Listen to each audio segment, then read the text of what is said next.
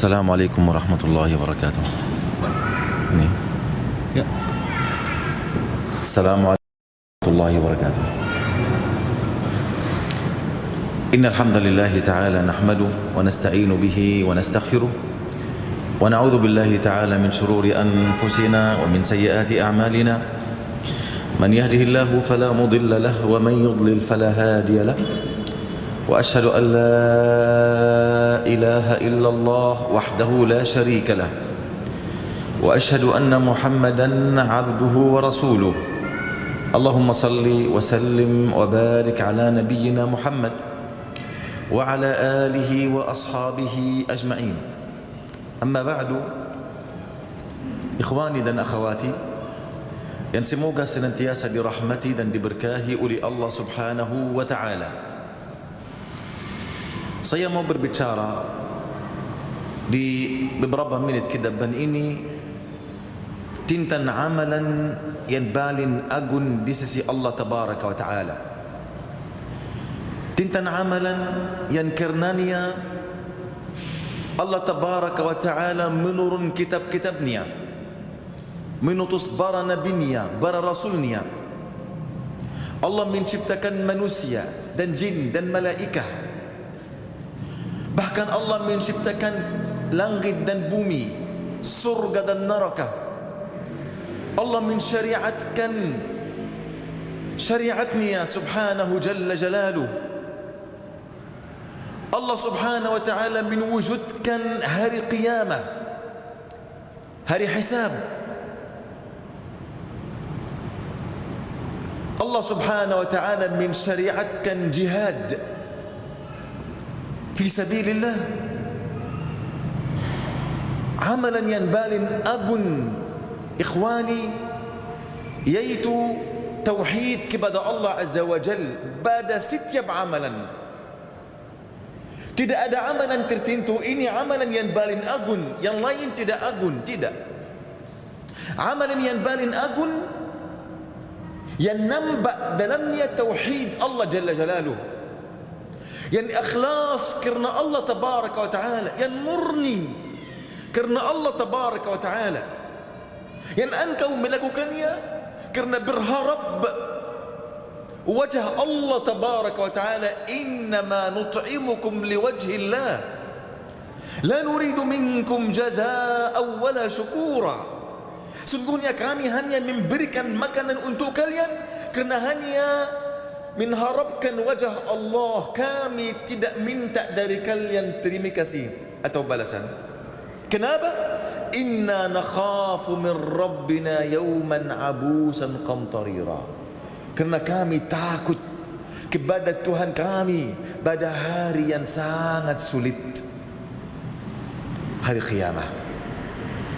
Ini ikhwani fillah, ini amalan yang paling agung di sisi Allah Azza wa Jalla. Demi Allah, jika ada orang sudah infak sekian miliar, tauhidnya Quran, ikhlasnya tidak ada, ini amalan agung sekali, tapi akan menantarkannya ke neraka wal'iyadu billah. Sedangkan ada satu orang hanya memiliki 100.000 rupiah, dia meninfakkan ini kerana Allah Jalla Jalaluh, meminta hanya balasan dari Allah Tabaraka wa Ta'ala, meninfakkan ini secara sembunyi, maka amalannya ini yang paling agung di sisi Allah Azza wa Jalla. Bayangkan, Nabi sallallahu alaihi wasallam bersabda, "Ma tasaddaqa ahadun min tibi malih." Tidaklah seorang bersedekah dari harta yang baik dan Allah hanya menerima harta yang baik, kecuali Allah akan menambil harta ini dan memelihara harta ini walaupun satu biji kurma, sehingga pada hari qiyamah akan seperti gunung Uhud. Ini kerana ada ikhlas. Satu biji kurma pada hari qiyamah di sisi Allah Azza wa Jal seakan-akan engkau meninfakkan seberat gunung Uhud kurma. Yang lain yang selama hidupnya Beliau infak sebelah kanan, sebelah kiri, sebelah bagi bitan, semua waktu infak. Akhirnya yang pertama kali masuk neraka Jahannam. Subhanallah. Nabi sallallahu bersabda, "Thalathatun awwalu man tusa'aru bihim naru jahannam yaum al-qiyamah." Ada 3 golongan yang pertama kali akan masuk neraka Jahannam pada hari kiamat. Di antara mereka yang pertama, ikhwani, orang hafal Quran, orang alim, belajar Al-Quran dan mengajarnya. Lalu dia berdiri di hadapan Allah. Allah sudah sebut karunia-Nya kepadanya, "Wahai hamba-Ku, engkau lakukan apa?" Dia berkata, "Aku hafal Quran dan menajari Al-Quran, ya Allah, untukmu ya Allah, murni untukmu, ikhlas untukmu ya Allah." Ketika engkau menipu orang di dunia, bagaimana anda ingin menipu Allah Jalla Jalaluh? Lalu Allah Subhanahu wa Ta'ala berkata kepadanya, "Engkau dusta." Lalu para malaikat berkata, "Engkau dusta. Engkau hanya melakukan hal ini supaya mereka berkata si fulan ini seorang alim, suaranya indah, dia ahli ibadah, ahli ilmu." Allah berkata kepadanya, "Dan mereka sudah katakan ini di dunia." Kemudian dilemparkan di atas wajahnya di dalam neraka Jahannam, wal'iyadzubillah. Yang kedua, seorang dermawan, orang bersedekah. Setiap waktu dia bersedekah, dia berdiri di hadapan Allah. Allah sudah sebut karunia-Nya, "Engkau lakukan apa?" Lalu dia berkata, "Ya Allah, saya infakkan hartaku setiap waktu untukmu ya Allah." Lalu Allah berkata kepadanya, "Engkau dusta.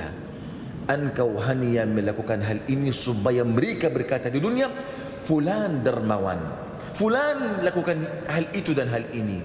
Dan sudah dikatakan. Kemudian beliau tertarik di atas wajahnya, dilemparkan ke dalam api neraka, wal'iyadzubillah. Artinya yang mengagunkan amalan kita ikhlas karena Allah Azza wa Jal. Dan Nabi sallallahu alaihi wa alihi wa sahbihi wasallam juga, ikhwani, bersabda, "Man ihtabasa farasan fi sabilillah." Barang siapa memelihara sebuah kuda di jalan Allah karena iman kepada Allah, membenarkan janjinya, hanya karena ini. Zaman dahulu sebuah kuda di jalan Allah. Di zaman ini, ikhwani, apa yang mengganti kuda di zaman ini? Yang mengganti kuda uang yang bisa menjalankan urusan dakwah, harta yang bisa kita memakai harta ini supaya kita menyebarkan dakwah kepada Allah Azza wa Jalla pada setiap waktu dan setiap tempat. Nabi bersabda, karena iman kepada Allah dan membenarkan janjinya, maka akan pada hari qiyamah akan datang untuknya semua minumannya, makanannya, air kensinnya, kotorannya akan menjadi bahala di timbangan dia pada hari qiyamah. Karena iman kepada Allah dan membenarkan janjinya. Ini amalan yang paling agung. Apa yang menjadikan amalan ini paling agung? Ikhlas dan tauhid karena Allah Azza wa Jalla. Ini yang kita ingin, ikhwani, sampaikan. Menjadikan segala amalan kita amalan yang paling agung. Bukan hanya salat, bukan hanya berpuasa, bukan hanya sedekah, bukan hanya dakwah, bukan hanya menuntut ilmu, bukan hanya duduk dan berkorban dengan waktu atau harta untuk Allah dan Rasulnya, bukan hanya berjuang untuk agama Allah Azza wa Jal. Tanpa ikhlas semua sia-sia. Ada ikhlas walau amal ini sedikit, sudah. Oleh kerana itu Nabi bersabda, "Ainani la tamassahum an-nar." Ada dua mata tidak akan masuk neraka Jahannam sedikit pun. Salah satunya dia menangis kerana takut kepada Allah, ikhlas. Dia hanya menangis ketika dia dalam sendirian kerana takut kepada Allah Azza wa Jal. Di antara golongan yang akan dapat naungan arsy Allah pada hari kiamat, salah satunya ketika dia dalam sendirian mengingat Allah, lalu matanya berlinang. mengemis. Amalan sedikit sekali, tapi amalan ini keluar karena ikhlas.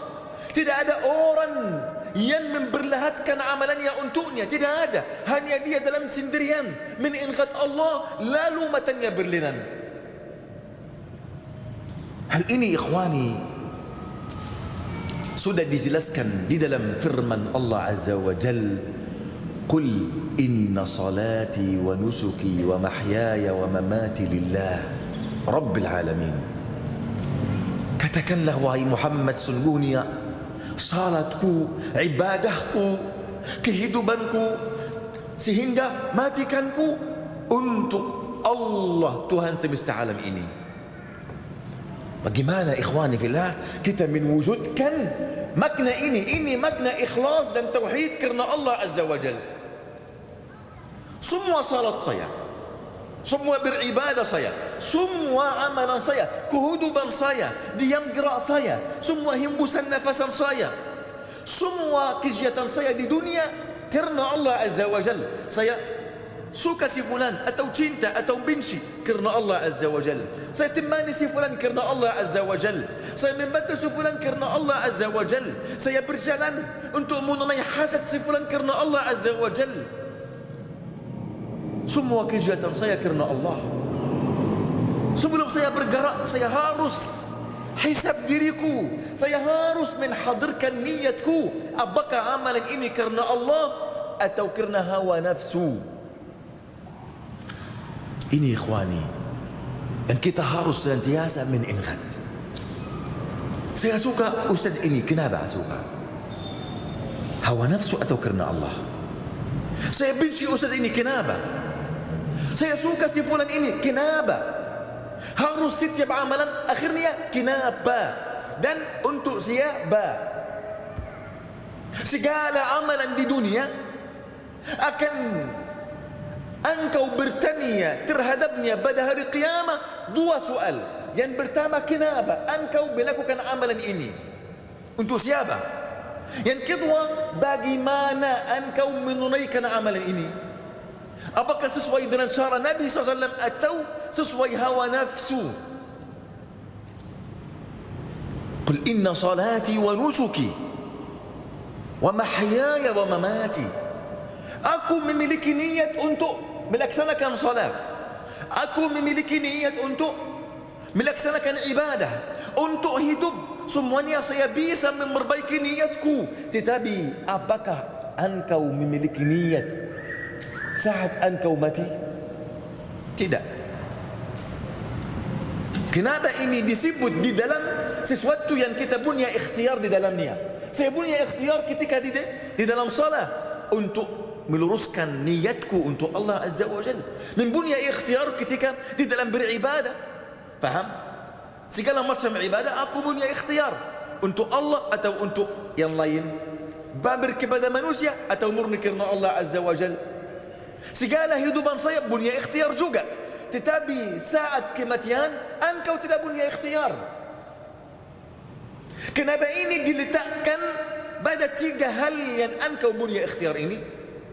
Ulama berkata karena ini inti buah dari tiga hal yang pertama ini. Salat, ibadah, kehidupan. Ketika niat engkau diluruskan, engkau meluruskan niatmu di dalam salat, di dalam ibadah, di dalam segala macam kehidupan, maka Allah yang akan meluruskan niatmu saat engkau kematian, di dalam kematian.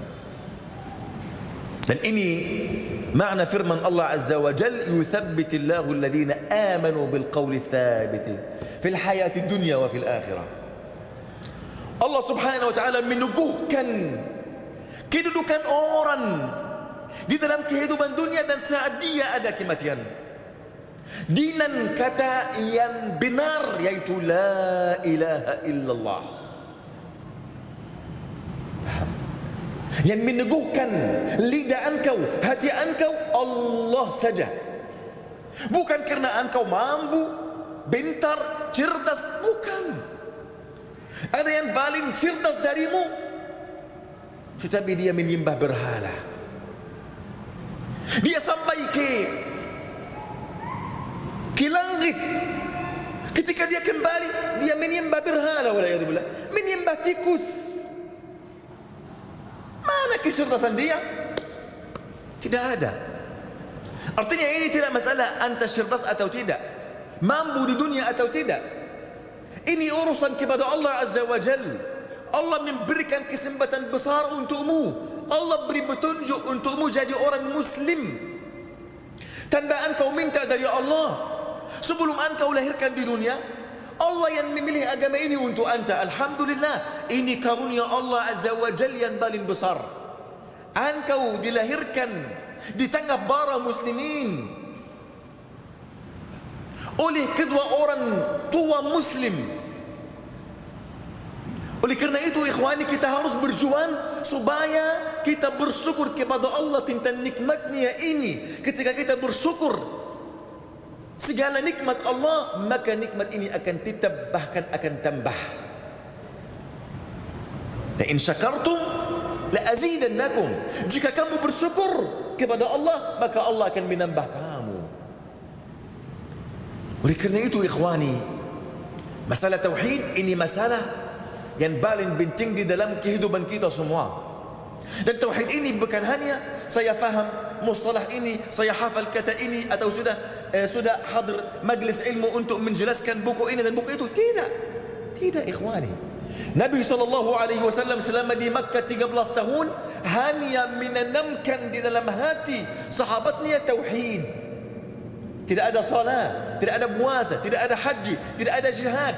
Hanya tauhid dan iman kepada Allah. Bagaimana hati ini percaya kepada Allah, bagaimana hati ini berserah diri kepada Allah, bagaimana meyakini kepada Allah Azza wa Jal, bagaimana bersandar hanya kepada Allah Tabaraka wa Ta'ala. Ini oleh kerana itu selama mereka di Makkah tidak ada satu pun orang namanya munafik. Kenapa? Kita belum ada amalan zahir. Semua amalan-amalan batin, semua kajian Nabi SAW hanya untuk masalah ini saja. Nabi meluruskan niat mereka.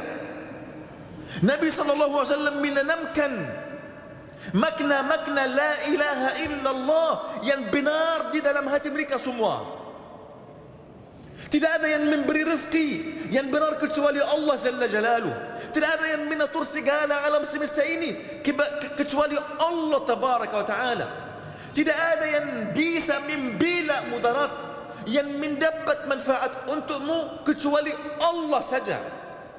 Semua alam semesta ini ketika ingin mudarat bagimu, Allah tidak mengizinkan. Tidak ada yang bisa melakukan sesuatu hal untukmu. Ini keyakinan iman dan tauhid di dalam hati seorang mukmin kepada Allah Azza wa Jalla, tulus kepada Allah Tabaraka wa Ta'ala. Paham? Jika Nabi pindah ke Madinah 10 tahun sudah baru ada salat, ada zakat, ada amalan zahir, dan ada para muslimin, sudah ada kekuatan di dalam tangan mereka. Sudah nampak ada orang munafik. Kerana ketika ada amalan zahir, mereka masuk, mereka salat di belakang Nabi, sedangkan mereka di dalam hati mereka, mereka benci atau suka Nabi? Mereka benci. Faham? Oleh kerana itu ikhwani, yang paling penting di dalam hidupan kita bukan amalan zahir, amalan hati. Amal hati ini dasar untuk segala amalan yang lain. Ketika hati mengagungkan Allah, pasti anggota badan akan mengagungkan Allah Azza wa Jalla. Ketika hati ini lalai, semua anggota badan akan lalai. Walau engkau berdiri di hadapan Allah 5 waktu setiap hari untuk melaksanakan salat, amal ini tidak berguna kerana hati masih dalam kelalaian. Faham? Ikhwani, yang mengagungkan segala amal kita tauhid kepada Allah Azza wa Jalla. Tidak ada sesuatu lebih berat di timbangan Allah pada hari kiamat daripada tauhid Allah Tabaraka wa Ta'ala. Dalilnya hadis yang mulia, Nabi SAW bersabda, Inna Allah Azza wa Jalla sayukhallisu rajulan min ummati ala ru'usil khalaiqi yawm al-qiyamah. Allah subhanahu wa ta'ala akan menyelamatkan seorang dari umatku di hadapan semua makhluk pada hari kiamat. Lalu Allah subhanahu wa ta'ala memberikannya buku catatannya yang berjumlah 99 buku. Lebarnya, panjangnya sejauh mata memandang. Semua orang di antara kalian memiliki 99 buku catatan. Lebarnya sejauh mata memandang. Semuanya ada dosa dan maksiat. Lalu Allah Azza wa Jal berkata kepada hambanya, wahai hambaku, apakah engkau mengingkari sesuatu di dalam buku catatanmu? Lalu dia jawab, tidak ya Allah. Wahai hambaku, apakah bara binulusku, yaitu bara malaikah menzalimimu? Tidak ya Rabb. Wahai hambaku, apakah engkau mempunyai uzur, alasan? Dia menjawab, tidak ya Rabb. Lalu Allah subhanahu wa ta'ala berkata kepada hambanya, tetapi engkau tidak dizalimi hari ini.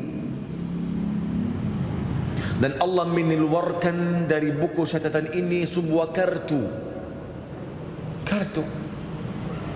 yang di dalamnya tertulis La ilaha illallah. Lalu hamba itu berkata, ya Allah, apa yang bisa lakukan kartu ini dibanding 99 buku catatan? Lalu Allah Azza wa Jal menjawab, engkau tidak dizalimi hari ini. Ayolah, hadirilah timbanganmu. Lalu timbangan Allah dibisang. Satu sisi timbangan ada 99 buku catatan yang ada di dalamnya semua maksiat yang dia melakukannya. Di sisi yang lain ada satu kartu yang di dalamnya la ilaha illallah. Nabi SAW bersabda, tiba-tiba sisi timbangan yang ada di dalamnya la ilaha illallah lebih berat daripada sisi yang ada di dalamnya 99 buku catatan. Karena tidak ada sesuatu amalan lebih berat daripada tauhid kepada Allah yang tulus. Ini ikhwani, ini makna yang kita harus memahami. Ikhlas kerana Allah Azza wa Jalla. Tidak ada sesuatu amalan bisa mengalahkannya sedikit pun. Bahkan di antara wasiat Nabi Nuh alaihi salam kepada anaknya ketika beliau menjalankan sakratul maut, beliau berkata kepada anaknya, aku akan mengkisahkan kepada kalian dua wasiat, sebuah wasiat. Aku akan memerintahkanmu dua perintah dan melarangmu dari dua larangan.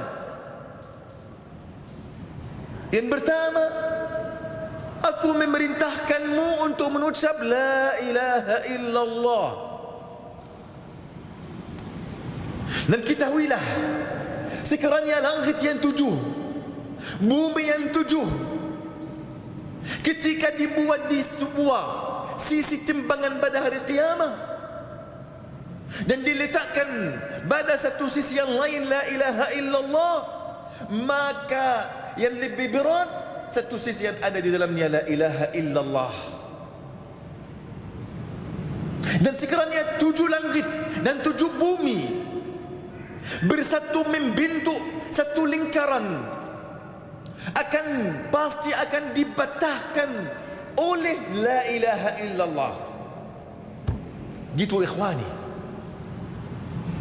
Bukan hanya la ilaha illallah yang diucapkan oleh lisan tanpa memahami maknanya. Tidak. La ilaha illallah harus diterjemahkan oleh anggota-anggota badan. Harus dipenuhi oleh hati ikhwani.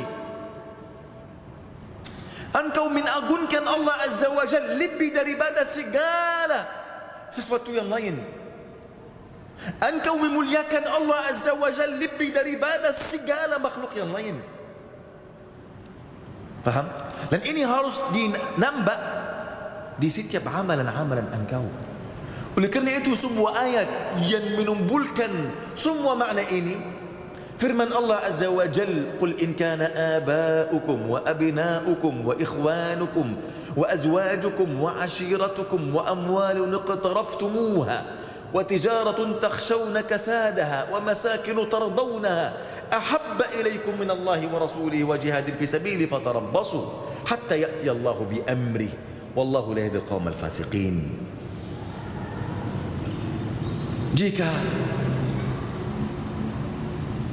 orang tua kalian, saudara-saudara kalian, anak-anak kalian, istri-istri kalian, harta kalian yang kalian usahakan, berdagangan yang kalian khawatirkan kerugiannya, rumah-rumah yang kalian sukai, itu lebih baik, lebih sukai, kalian lebih sukai lebih daripada Allah, Rasulnya, serta jihad fi sabilillah, maka tunggulah sehingga ada keputusan Allah Azza wa Jalla. Apa artinya ini? Artinya jika engkau mendahului kecintaan engkau kepada orang tua daripada perintah Allah Azza wa Jalla, artinya engkau akan masuk di dalam ayat ini. Jika engkau mendahului kecintaan engkau kepada anak-anak engkau atau saudara engkau atau istri engkau atau suami engkau atau usaha engkau, maka engkau harus mengetahui ada keputusan Allah yang pasti akan datang. Apa keputusan Allah? Allah akan mengganti generasi ini dan akan mendatangkan sebuah generasi yang terbaik. Sebagaimana Allah Subhanahu wa taala berfirman di ayat yang lain, "Ha antum haula'i tud'auna litunfiqu fi sabilillah." Ingatlah, kalian adalah orang-orang yang diajak untuk meninfakkan hartanya fi sabilillah. Faminkum man yabkhal. Ada di antara kalian yang bakhil. Wa man yabkhal fa innama yabkhalu an nafsi. Dan barang siapa yang kikir, yang bakhil, maka dia akan bakhil atas dirinya sendiri. Wallahul ghaniyyu wa antumul fuqara. Allah Maha Kaya, kamu paling membutuhkan karunia Allah Azza wa Jalla. Wa in tatawallaw yastabdil qauman ghairakum thumma la yakunu amsalakum. Jika kamu berbaring dari jalan yang benar, maka Allah akan mengganti kalian dan akan mendatangkan satu generasi yang lain dan mereka tidak akan durhaka seperti kalian. Ini masalahnya ikhwani fillah. Masalah inti kehidupanmu di dunia harus atas ikhlas kerana Allah Azza wa Jalla. Ikhlas kerana Allah. Anda tidak tahu amalan apa yang bunuh keikhlasan kepada Allah Azza wa Jalla yang bisa mengantarkanmu kepada surga. Wallahi ya ikhwah, mungkin tidak dalam banyak salat, orang banyak salat, banyak berpuasa, banyak melakukan hal ini dan hal itu, tapi bukan semuanya yang bisa menyelamatkan beliau pada hari kiamat. Mungkin amalan sedikit sekali, dia tidak menyankannya. Ada salah satu ulama besar, ulama, beliau setelah meninggal dunia, lalu kawannya berkata kepadanya, "Wahai imam, bagaimana engkau mendatangkan kepada Allah Azza wa Jal? Bagaimana hisab engkau? Apakah engkau dapat selamat atau bagaimana?" Lalu dia berkata, "Alhamdulillah, aku dapat selamat kerana satu amalan saja. Bukan kerana dia banyak-banyak salat atau banyak menyebarkan ilmu atau banyak berdakwah kepada Allah atau banyak sedekah." Beliau berkata, "Kerana saya sering mengajarkan anak-anak kecil surat Al-Fatihah."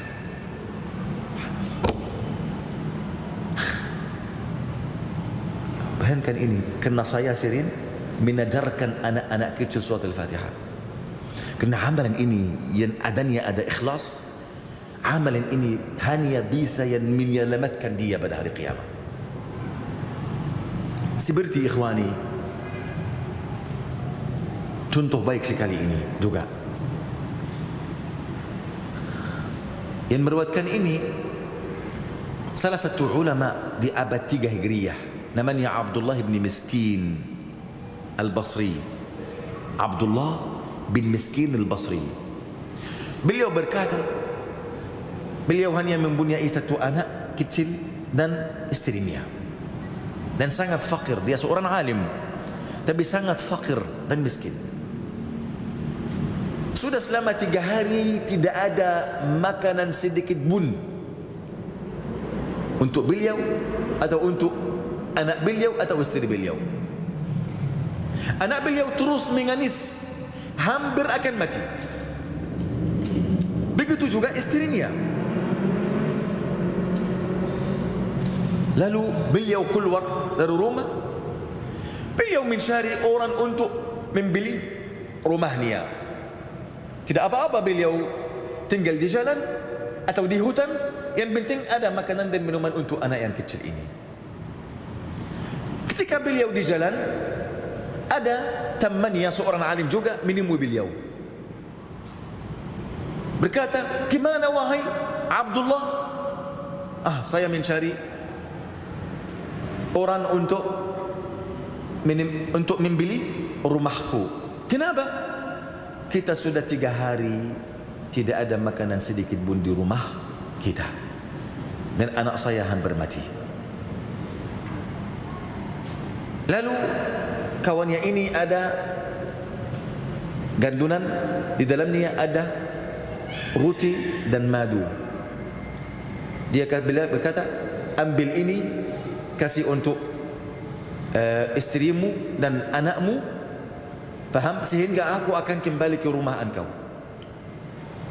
Lalu Abdullah bin Miskin ambil gandunan ini, makanan dan minuman, dan mau ke rumah. Ternyata ada wanita janda menemui beliau. Wanita janda ini memeluk anak yatim yang menangis terus. Dia berkata, "Wahai Imam Abdullah, kita selama 3 hari tidak ada makanan sedikit pun, dan ini anak yatim." Lalu Al-Imam Abdullah ini sudah lupa anaknya, lupa istrinya, lupa kelaparan perutnya, dan kasih semua makanan untuk anak yatim ini. Ketika anak yatim sedang makan, beliau tertawa. Anak yatim ini tertawa, bahagia karena ada makanan. Lalu Abdullah ini berkata, "Demi Allah, seakan-akan aku melihat surga di belakang, tersenyum anak di belakang ini." Lalu dia berkata, "Aku meningat anakku dan istriku. Aku duduk di jalan, aku berfikir aku akan lakukan apa." Lalu setelah beberapa saat, kawannya yang tadi kasih dia makanan memanggil dia dari jauh, "Wahai Abdullah bin Miskin, wahai Abdullah bin Miskin, wahai Abdullah bin Miskin." Lalu dia menjawab, "Wahai labbaik, mau apa?"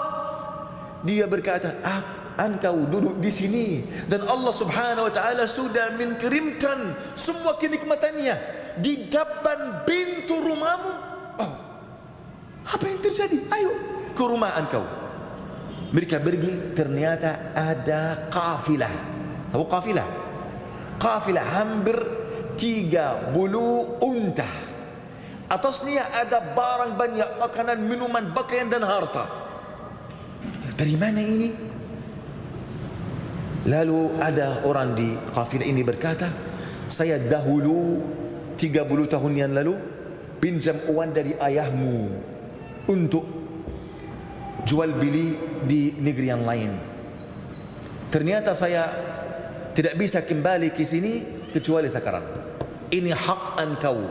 Jika orang tua engkau sudah meninggal, ini hak engkau." Semua abai engkau melihat ini di kafilah. Assalamualaikum warahmatullahi. Lalu Abdullah bin Miskin mengingat Abah, orang yatim dan orang janda ini. Lalu dia ambil harta, kasih untuk anaknya, untuk istrinya dan makanan, dan beliau mencari mana anak yatim yang tadi.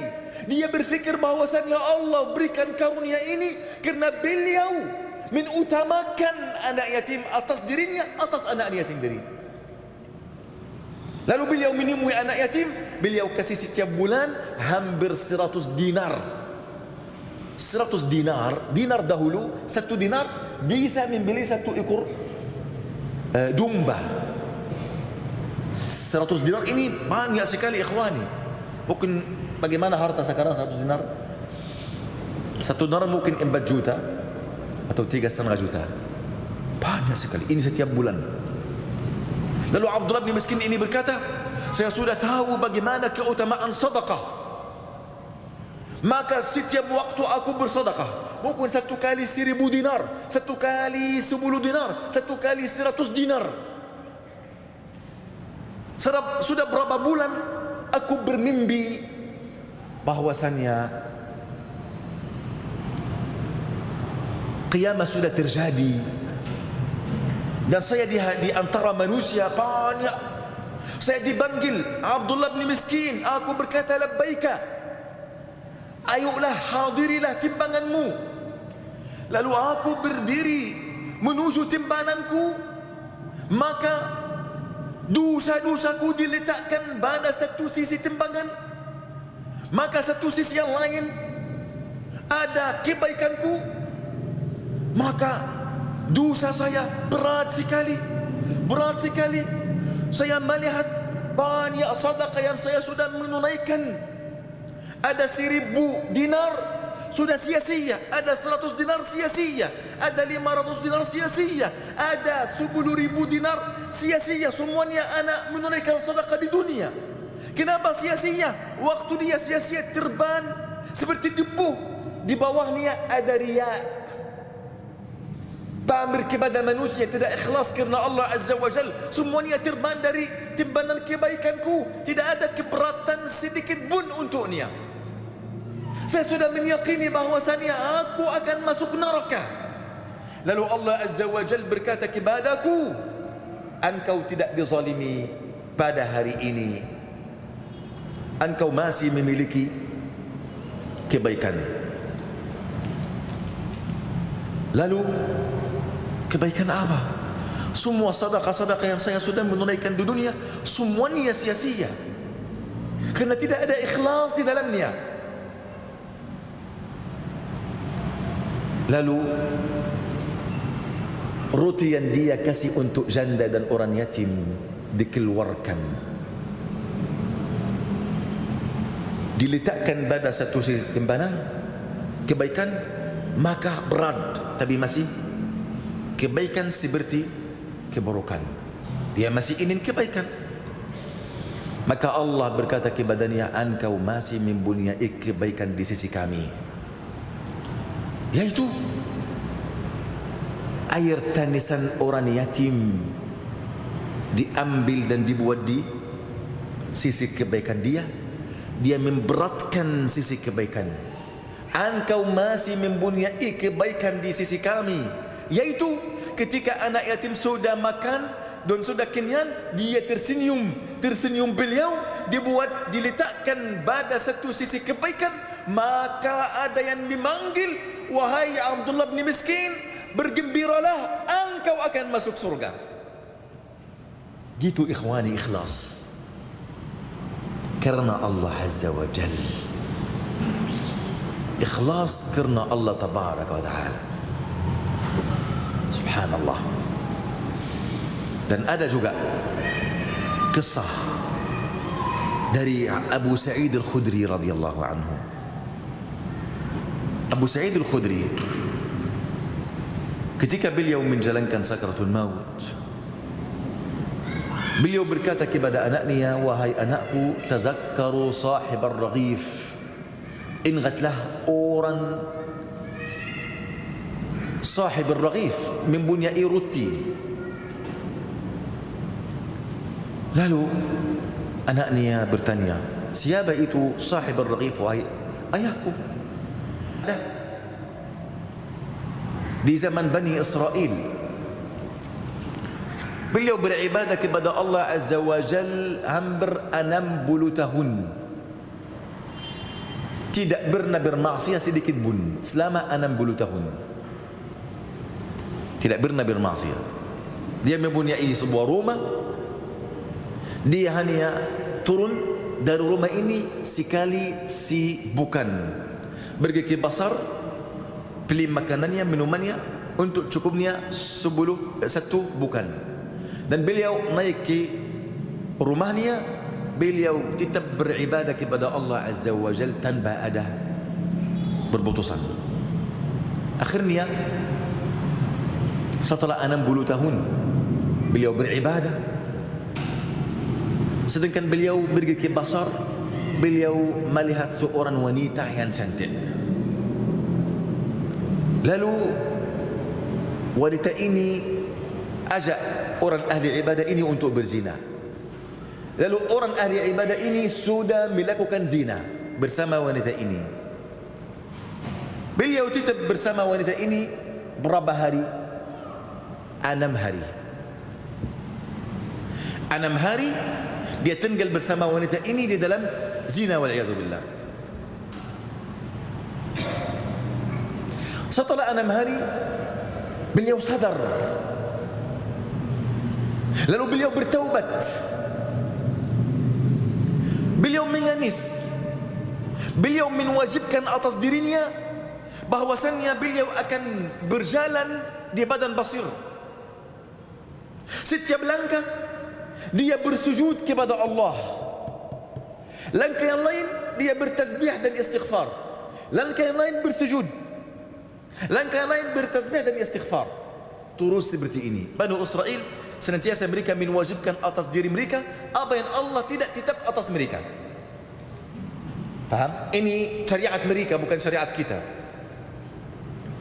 Lalu di akhir siang ini, di malam siang, tiba-tiba dia di hadapan sebuah rumah untuk pendeta besar. Di depan sebuah rumah ini ada 12 karyawan. Mereka bekerja di kebun-kebun dari pagi sampai malam.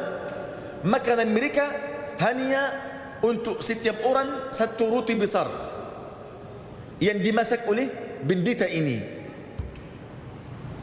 Dia setiap hari masak 12 roti, kasih untuk setiap karyawan satu roti. Setiap malam begitu. Lalu sudah malam, artinya gelap. Orang yang bermaksiat ini, yang baru taubat, dia masuk ke dalam karyawan-karyawan ini. Dia tidak tahu mereka apa, mereka duduk di sini kenapa, tidak tahu. Tiba-tiba pendeta datang, turun dari rumahnya, kasih untuk setiap orang satu roti. Paham? Orang yang bermaksiat ini sudah dapat satu roti. Artinya ada orang dari 12 karyawan, ada satu orang yang tidak dapat satu roti. Lalu dia memanggil pendeta, wahai Ustaz, mana roti saya? Lalu pendeta marah. Hanya ada 12 roti, aku sudah kasih antum 12 roti. Kenapa kalian tamak?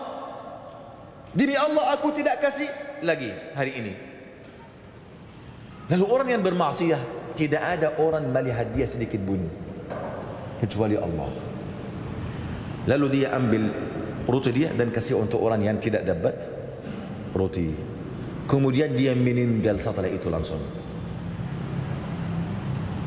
Nabi bersabda, di sisi Allah Azza wa Jalla, Allah memasang timbangan kebaikan dan keburukan. Allah membuat zina selama 6 hari hanya dia mempunyai dosa ini saja. Berzina selama 6 hari diletakkan pada satu sisi timbangan, satu sisi yang lain ada ibadah 70 tahun. Yang lebih berat, satu sisi yang ada di dalamnya zina selama 6 hari. Ibadahnya sia-sia. Ketika dia meyakini bahwasannya dia akan masuk neraka, maka Allah Subhanahu wa taala berkata kepada hambanya, wahai hambaku, engkau masih mempunyai kebaikan di sisi kami. Lalu Allah Subhanahu wa taala meletakkan pada satu sisi kebaikan ini roti yang dia menginfakkannya pada kegelapan malam, tidak ada orang sedikit pun melihatnya. Dia menginfakkannya dengan hati yang pasrah kepada Allah Azza wa Jal, yang merintahkan hati kepada Allah Tabaraka wa Ta'ala, bertaubat, beristighfar. Lalu satu roti ini sudah memberatkan satu sisi kebaikan sehingga dia sudah masuk surga.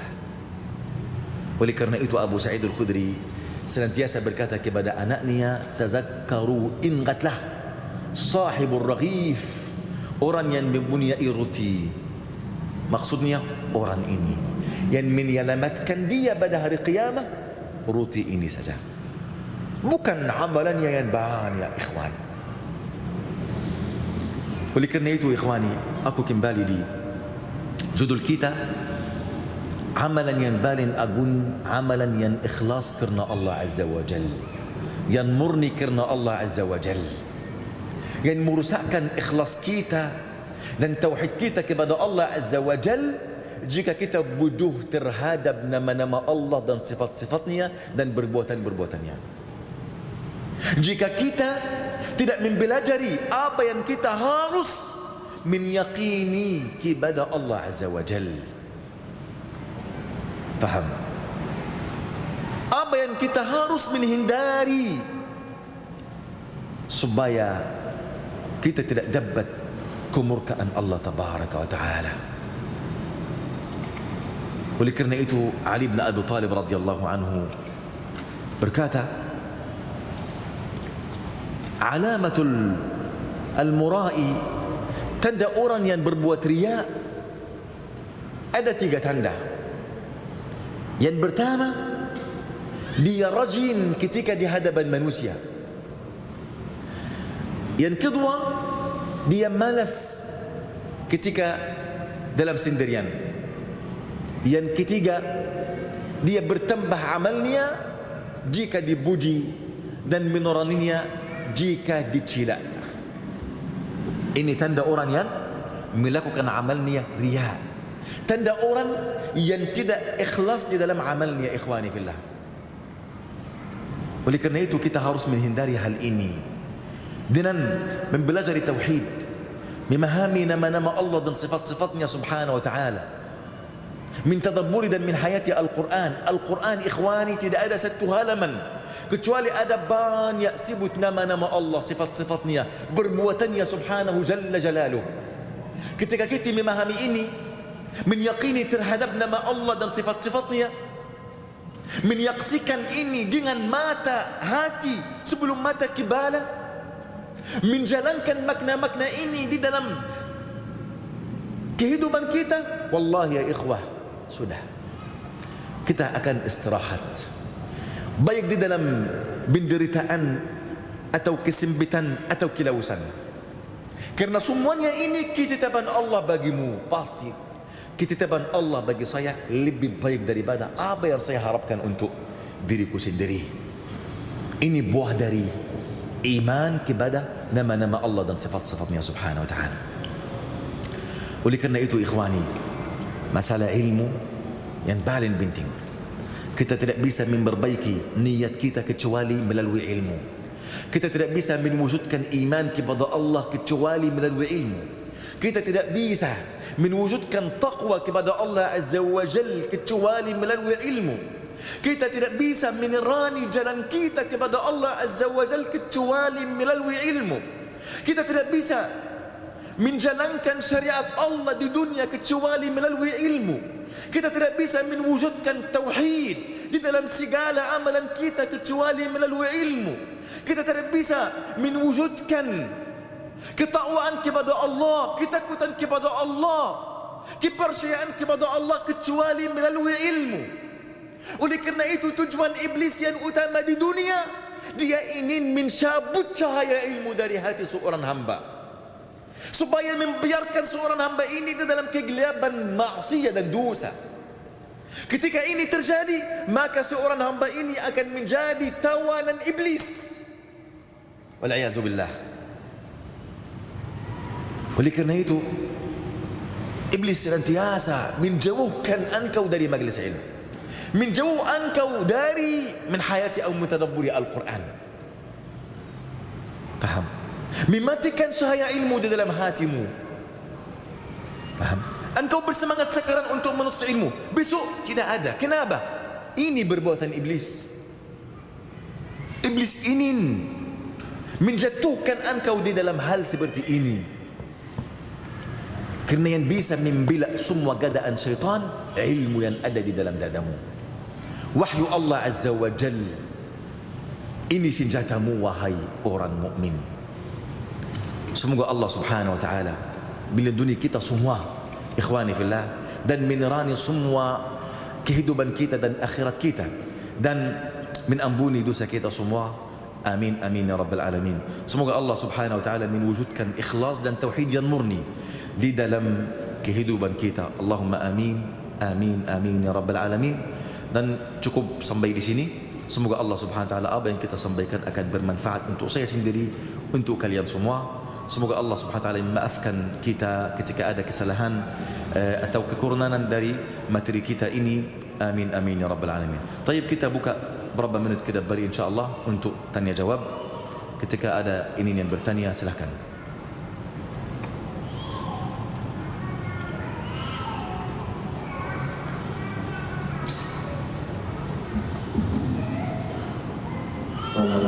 Assalamualaikum. Tatkala kita memberi kepada orang lain, kita berusaha lebih ikhlas.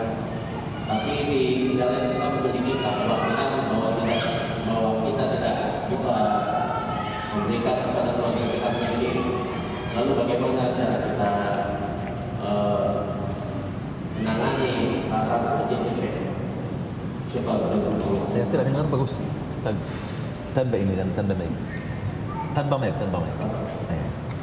Tatkala kita memberi kepada orang lain, kita berusaha untuk ikhlas.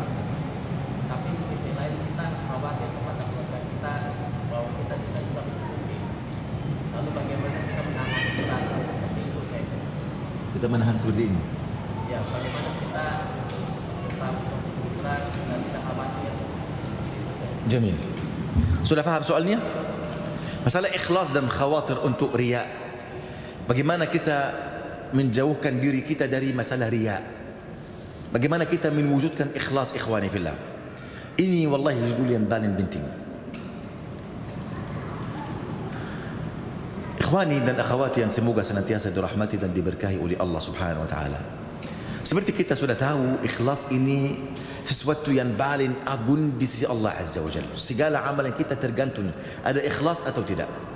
Ada, diterima. Tidak ada, tidak diterima. Okey, bagaimana kita mewujudkan ikhlas? Yang pertama, kita harus senantiasa khawatir tidak ada ikhlas. Ketika kita berhenti dari masalah ini, artinya kita melakukan amalan riya. Kita harus apa? Senantiasa khawatir, takut amalan kita tidak diterima, takut amalan kita tidak ada ikhlas, takut ada riya di dalam amalan kita. Harus seperti ini. Ini firman Allah Azza wa Jal. Allah berfirman, walladzina yu'tuna ma ataw wa qulubuhum wajilah. Aisyah radhiyallahu anha berkata, ya Rasulullah, apakah firman Allah ini orang-orang yang memberikan apa yang Rabb mereka sudah berikan kepada mereka? Bukan mereka infak di sana di sini, mereka melaksanakan salat, mereka. Apakah ini orang yang berzina, orang yang mencuri, orang yang minum minuman khamar, sedangkan mereka takut? Nabi bersabda, tidak wahai putri Abu Bakar. Dan ini Nabi bersabda, ini orang yang melaksanakan salat, yang berzikir, beribadah, tetapi mereka takut amalan mereka tidak diterima. Ini yang pertama. Ini yang pertama, kita harus senantiasa khawatir. Apakah saya ikhlas atau tidak? Apakah amalan saya murni karena Allah atau tidak? Jika engkau merasa aman, baru saja engkau melakukan pamer kepada manusia, riya wal a'yadu billah. Ibnu Abi Mulaikah dari Imam Tabi'in, riwayatnya dari Sahih Bukhari, dalam Sahih Bukhari, dari Ibnu Abi Mulaikah berkata, aku sudah menemui 30 orang dari sahabat Nabi sallallahu alaihi wasallam. Semuanya takut atas dirinya sendiri bahwasanya mereka orang munafik. Semua mereka 30 orang dari mereka semuanya takut, aku munafik atau mukmin, aku munafik atau mukmin. Jika aku merasa aman terhadap amalan-amalanku atau terhadap niatku, baru saja ini tanda engkau melakukan amalan ini riya. Baru saja tanda ini tanda amalan ini tidak ikhlas. Ketika tidak ada khawatir, ini yang pertama ikhwani. Yang kedua, kita berusaha menyembunyi apa yang boleh kita menyembunyikannya dari amalan.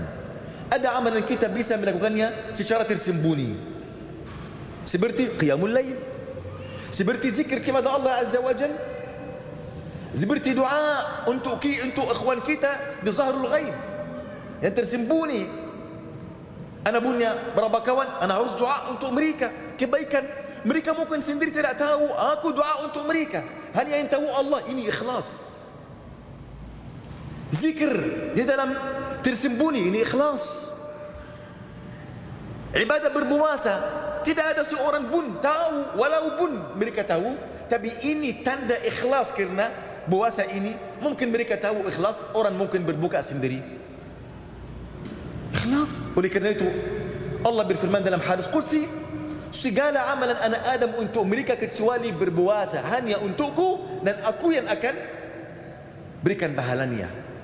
Kerana ini pasti ada ikhlas dalam ibadah berpuasa. Mungkin orang borak-borak dia berpuasa, dalam sendirian dia berbuka. Faham? Yang kedua, kita menyembunyikan apa yang kita bisa menyembunyikan. Kita tidak bisa menyembunyikan salat jamaah. Harus kita hadir salat jamaah bersama para muslimin, betul? Tidak boleh kita sembunyi ini. Tapi kita bisa bersembunyi apa? Amalan yang bisa kita tersembunyi, sedekah. Oleh kerana itu ikhwani, orang yang dapat naungan arsy Allah di antara mereka semua orang ikhlas. Di antara mereka banyak ikhlas. Orang yang ketika dia dalam sendirian dia mengingat Allah, lalu matanya berlinan. Ini ikhlas atau tidak? Ikhlas, kerana dia sendiri. Faham? Bambir kepada siapa? Yang kedua, orang yang diajak untuk berzina oleh wanita berkuasa dan cantik. Hanya dia dan wanita ini saja. Dan dia tahu ada mudarat akan dia nampak. Kenapa? Kerana ini berkuasa, wanita berkuasa.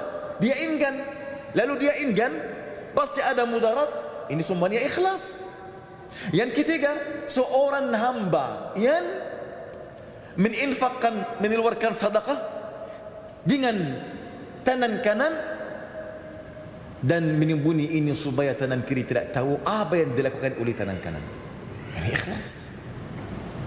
Ada banyak amalan yang kita bisa melakukannya secara tersembunyi ikhwani fillah. Ini yang kedua. Yang ketiga, doa kepada Allah Azza wa Jalla. Kerana saya khawatir, saya doa, ya Rabb, wujudkanlah ikhlas di dalam amalan saya. Ya Rabb, terimalah amalan saya. Walladzina yu'tuna ma ataw wa qulubuhum wajilah. Orang-orang yang memberikan apa yang mereka telah berikan dengan hati yang takut. Dia salat, setelah salat, ya Rabb, terimalah amalan saya.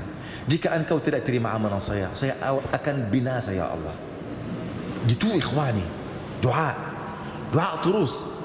Di sebelum setiap amalan, setelah setiap amalan kita terus doa supaya Allah menerima amalan kita. Dan janganlah engkau ujub terhadap amalan engkau. Cara ujub ini artinya tidak ada ikhlas di dalam semua amalan ini. Ujub, kenapa orang ujub? Karena dia bersandar atas amalan tersebut. Kenapa dia ujub? Karena dia merasa dia menamalkan sesuatu yang pantas. Amalan apa? Terhadap nikmat Allah yang senantiasa turun kepadamu. Faham? Tidak sesuai sama sekali di hadapan sebuah nikmat saja. Faham? Yang keempat ikhwani fillah, janganlah engkau menyebut amalan yang engkau sudah melakukannya. Ya ayyuhalladzina amanu la tubtilu sadaqatikum bil manni wal adha. Wahai orang-orang yang beriman, janganlah kalian merusakkan pahala kalian, menghapuskan pahala kalian atau sedekah kalian dengan menyebut-nyebutnya atau menyakiti perasaan penerima. Bil manni wal adha. Janganlah setelah engkau melakukan sebuah amalan, saya kemarin melakukan hal ini. Baik. Ada yang tanyamu? Tidak ada. Kenapa engkau sebut ini? Kenapa engkau sebut? Engkau mau aku memuji engkau, Masya Allah, engkau orang baik sekali. Okey, anda sudah ambil pahala engkau di dunia. Di akhirat tidak ada. Karena di akhirat orang yang sibut-sibut, menyebut-nyebut amalannya di hadapan manusia, pada hari qiyamah bagaimana akibat engkau? Beliau lihat, Nabi bersabda dalam hadis Abu Dzar wa Bukhari dan Muslim, "Thalathatun la yukallimuhumullahu yawmal qiyamah wa la yuzakkihim wa yudkhiluhum adzabun alim." Ada 3 golongan yang tidak diajak berbicara oleh Allah. Allah tidak mengampuni dosa mereka, tidak merahmati mereka, memasukkan mereka ke dalam azab yang pedih. Nabi mengulang ini 3 kali. Lalu Abu Dzar berkata, "Ya abi anta wa ummi ya Rasulullah, siapakah mereka yang gagal, yang rugi ini ya Rasulullah?" Lalu Nabi bersabda, "Al-muzbil izarahu wal mannan." Orang yang menjulurkan kainnya di bawah mata kaki, dan orang yang menyebut-nyebut amalannya. Wal munfiq sal'atahu bil hadal kadhib. Orang yang jual beli barangnya dengan sumbayan palsu. Oleh kerana itu janganlah engkau menyebut-nyebut sesuatu pun. Berusaha untuk tutup amalanmu seperti engkau berusaha untuk tutup amalan keburukanmu. Ketika engkau melakukan maksiat, engkau malu, betul? Malu. Engkau mau tersembunyi, tidak mau orang tahu maksiat ini. Kenapa ketika melakukan kebaikan, hasanah, engkau mau menyebarkan, semua orang mau tahu. Faham? Janganlah menyebut-nyebut amalan engkau. Kemudian kita mempelajari nama-nama Allah dan sifat-sifatnya. Ketika kita mengetahui Allah Subhanahu wa taala Maha Dermawan, Allah Maha Luas, Allah Maha mengetahui, Allah Maha dengar, Allah Maha melihat. Semua nama-nama Allah ini, wallahi ikhwah, menanamkan di dalam hati kita keagungan Allah Azza wa Jalla, kemuliaan Allah Tabaraka wa Ta'ala. Oleh kerana itu salah satu imam salaf berkata, ketika aku melakukan sebuah ibadah di hadapan manusia, aku melihat mereka seperti sabi-sabi. Beliau tidak mencela manusia, tapi beliau berkata apa? Jika dia melaksanakan sebuah amalan secara zahir, dia mengabaikan berlihatan semua makhluk yang ada. Mereka seperti sabi. Apa artinya seperti sabi? Ketika orang di antara sabi atau domba, apakah dia riak kepada mereka? Ketika ada orang, ada sabi di depannya, anak mau salat bagus, khusyuk dalam salat supaya sabi bahagia untuk saya. Tidak ada. Kerana sabi ini tidak memiliki sesuatu pun untukmu. Manusia juga tidak memiliki sesuatu pun untukmu. Yang memiliki segala sesuatu, yang menutur segala sesuatu untukmu hanya Allah saja. Untuk apa saya memperlihatkan manusia jika aku mengetahui mereka ini tidak memiliki segala sesuatu untuk mereka sendiri? Apalagi untuk saya. Untuk apa saya memperlihatkan mereka? Faham? Amalan saya ini, ikhwani fillah, sebab-sebab yang menjadikan masalah ikhlas. Yang sebab yang berikutnya, saya menhayati hari akhir, membayangkan apa yang akan terjadi pada hari akhir. Bagaimana amalan ikhlas hanya yang diterima, bagaimana amalan yang adanya riya tidak diterima sedikit pun oleh Allah Azza wa Jal. Bagaimana ketika ada timbanan kebaikan dan timbanan keburukan, bagaimana mana yang paling berat, mana yang paling ringan. Itu semuanya akan membantu saya untuk berikhlas karena Allah Azza wa Jal. Nah, ada yang lain? Ya, silakan.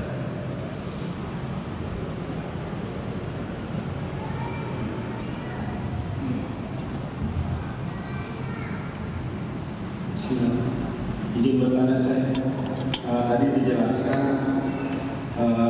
ketika kita beramal itu harus benar-benar ikhlas, kita mencari mencari Allah gitu. Gimana dengan amalan-amalan yang emang ada di Al-Quran itu, amalan yang menjadikan dengan sesuatu yang ada ada balasannya di dunia gitu. Seperti di surat Nuh kan ada ketika beristighfar gitu, kita akan mendapatkan hujan atau mendapatkan rezeki gitu. Iya, iya. Terus yang kedua, apakah ikhlas itu hanya untuk amal-amalan atau ibadah yang mahdo gitu? Terus bagaimana dengan ibadah yang ghairu mahdo? Ibadah yang apa? Ghairu mahdo. Apakah ikhlas juga harus kita realisasikan dalam ibadah yang ghairu mahdo seperti kita bekerja? Itu aja. Nah, jamil. Ada amalan, ada buah duniawi dan ada buah ukhrawi. Betul. Kita menamalkan sesuatu ini untuk buah ukhrawi saja. Ketika ada buah duniawi datang, tidak apa-apa, kita terima. Seperti jihad fi sabilillah. Nabi berjihad atau tidak? Jihad ini amalan yang puncak amalan baik, betul? Tayyib. Ada ghanimah, ada harta rampasan atau tidak? Ada harta rampasan datang. Tayyib. Barang siapa yang masuk ke dalam berjihad fi sabilillah hanya untuk harta rampasan, ini ikhlas atau tidak? Tidak ikhlas. Betul? Amalannya semuanya sia-sia. Walaupun dia mati, tidak mati syahid di sisi Allah Azza wa Jalla. Tapi dia masuk hanya karena Allah Azza wa Jalla. Faham? Hanya karena Allah. Dia sudah selesai ibadah jihad fi sabilillah, ada harta rampasan, dia ambil. Halal atau tidak? Halal. Bukan niat dia yang terutama. Ini tidak. Ini datang sambil ini. Bukan ini yang mendorong dia untuk melakukan amalan. Ini perbedaan antara ikhlas atau tidak. Kerana kita sering ikhwani melihat ini masalah amalan untuk agama. Ada gaji, ada mukafaah, ada harta melalui ini. Apakah saya yang mendorong saya untuk melakukan amalan ini balasannya di dunia atau ikhlas kerana Allah Azza wa Jal? Ini secara tersembunyi sekali. Tersembunyi sekali. Faham? Kita harus berusaha. Oleh kerana itu engkau di dalam berjihad, di dalam setiap amalan yang mendorong engkau siapa? Harta dunia atau balasan dari Allah Azza wa Jal? Faham? Engkau terus terus memperbaiki niatmu. Kerana niat, saya masalah mau melakukan sebuah amalan, saya sudah memperbaiki niatku di awal, saya masuk ke amalan, sedang ini syaitan tidak berputus asa, tidak meninggalkan saya, tidak lalai. Beliau akan terus mengganggu saya, sehingga mungkin terbalik niatku. Oleh kerana itu engkau harus senantiasa memperhatikan niatmu, senantiasa sebelum amalan, sedangkan amalan setelah amalan. Janganlah engkau berkata, aku alhamdulillah sudah masuk dengan ikhlas. Okey, setelah amalan, mungkin setelah berapa tahun, selama ini ikhlas, setelah berapa tahun engkau sibuk amalan ini di hadapan, anda melakukan amalan ini ikhlas dan tersembunyi dan setelah berapa tahun, pada satu waktu anda melakukan amalan ini, sudah batal, menyebut amalannya. Faham? Kerana sedangkan antum berkata ini, sudah antum merasa ujub terhadap amalan ini, sudah batal amalan ini. Okey? Ini yang, dan ini sulit, memang sulit sekali. Wallahi paling sulit untuk semua muslim dan muslimah. Ini yang ujian yang berat sekali, ikhwani fillah. Ini soal yang pertama. Soal yang kedua? Soal kedua apa?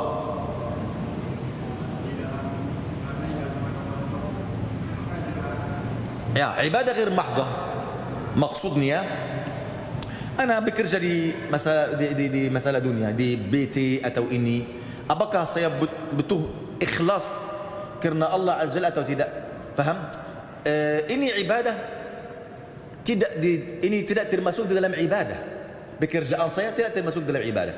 Tetapi dengan niat saya ketika baik akan menjadikan ini ibadah.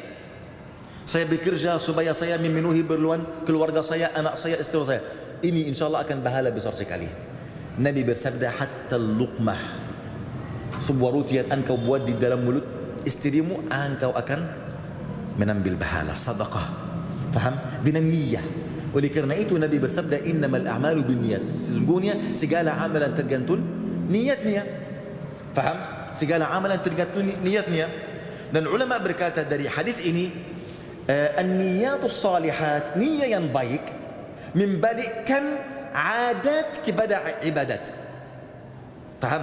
An-niyatus salihat taj'alu al-adatu ibadat. Niat yang baik akan menjadikan sebuah adah akan menjadi ibadah kepada Allah Jalla. Artinya adah tidak ada bahala. Ana minum air, ini adat atau ibadah? Adat kan? Ini adat. Tapi saya minum air dengan niat untuk menguatkan kelemahan saya supaya saya bisa beribadah. Ini akan beribadah. Aku akan menambil pahala ini. Faham ini? Saya memakai pakaian, ini adat. Faham? Saya dengan niat aku memakai pakaian yang bagus, yang indah dan parfum supaya orang muslim akan baik dan ini. Ini akan jadi ibadah. Engkau akan dapat pahala dan seterusnya dalam setiap amalan yang adat. Engkau bisa menimbalikan ini kepada ibadah, akan mendapat pahala, paham? Dengan niat yang baik. Tidak ada niat, khalas. Ini adat. Tidak ada dosa, tidak ada pahala. Wallahu a'lam. Nah. Ya, silakan. Ada soal? Baik, tidak ada soal. Jazakumullah khairan wa barakallahu fikum. Wa yani sebenarnya saya rindu kepada kalian. Sudah 2 bulan saya di sini. Semoga Allah Subhanahu wa taala memaafkan kita semua, mengampuni dosa kita semua, dan semoga yani antum semuanya akan memaafkan kekurangan saya atau kelemahan bahasa saya. Masih ada yang banyak yang kabur, paham? Makhraj belum pas. Ini adat orang Arab kalau mau berbicara bahasa Indonesia, karena ada banyak huruf di sini, paham? Tidak ada di bahasa Arab, di huruf bahasa Arab. Karena itu bahasa akan terus seperti ini. Terima atau tidak? Masya Allah. Jazakumullah khairan wa barakallahu fikum wa sallallahu wa sallam wa barak ala nabiyina Muhammad walhamdulillahi rabbil alamin.